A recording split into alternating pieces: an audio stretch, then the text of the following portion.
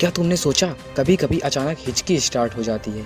ऐसा क्यों? तो देखो, हमारे बॉडी में एक मसल्स होती है, डायफ्राम। ये लंग्स के नीचे होती है और ये ब्रीथिंग को कंट्रोल करने में हेल्प करती है। जब डायफ्राम अचानक बिना कंट्रोल के कॉन्ट्रैक्ट करती है, तब तुम हवा को जल्दी अंदर खींचने लगते हो। इसी वजह से हिक साउंड क्रिएट होता है। इसे मेडिकली हिकअप बोलते हैं।